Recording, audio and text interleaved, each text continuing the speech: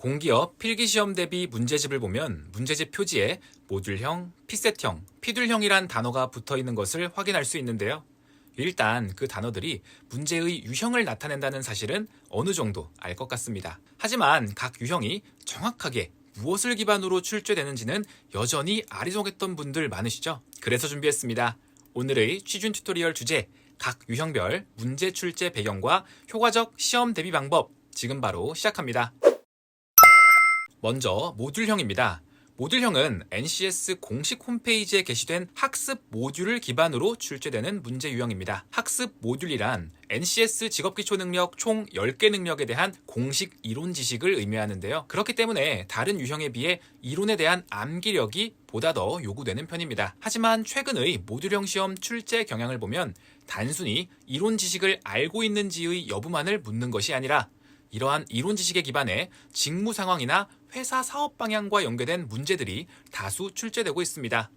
따라서 모듈형 시험 대비를 위해서는 단순히 암기로만 대응할 것이 아니라 최근에 출판된 모듈형 기본 교재들 중 이론과 문제가 함께 수록된 교재 한두 권 정도를 정독하며 연습하고, 만약 특정 기관의 시험을 앞두고 있다면 해당 기관의 홈페이지 정도는 방문하여 어떤 사업들이 전개되고 있는지 확인해 보려는 자세가 필요합니다. 이러한 모듈형 문제를 출제하는 대표적인 출제사로는 한국산업인력공단, 커리어케어 등의 기업이 있다는 것도 기억해 주세요. 그리고 피셋형입니다. 피셋이란 퍼블릭 서비스 애프티튜드 테스트의 줄임말로서 사실은 공무원 채용을 위해 실시되는 적성평가를 의미합니다.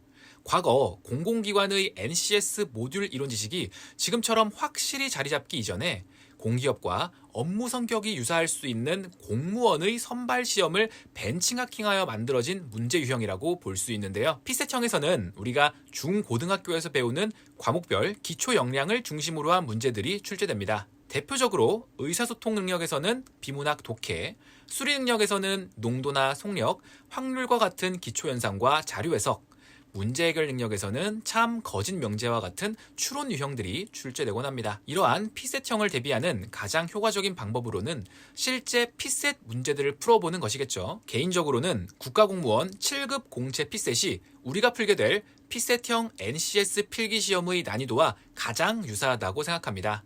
따라서 사이버 국가고시센터 홈페이지에 접속해 해당 기출문제들을 다운받아 풀어보는 것을 추천합니다. 그리고 피셋형은 시중의 봉투 모의고사 문제집을 활용해 최대한 많은 문제들을 접하며 시간을 재고 푸는 연습을 꾸준히 한다면 분명 큰 도움이 될 수 있습니다. 이러한 피셋형 문제를 출제하는 대표적인 출제사로는 휴노를 들 수 있겠습니다. 마지막 피듈형입니다. 피듈형은 말 그대로 피셋형과 모듈형이 합쳐진 형태인데요. 이러한 피듈형의 탄생은 모듈 이론 지식의 확고한 정립과 최근의 직무 중심 채용이 맞물려 피셋형이 진화한 것에서 비롯되었다고 볼 수 있습니다.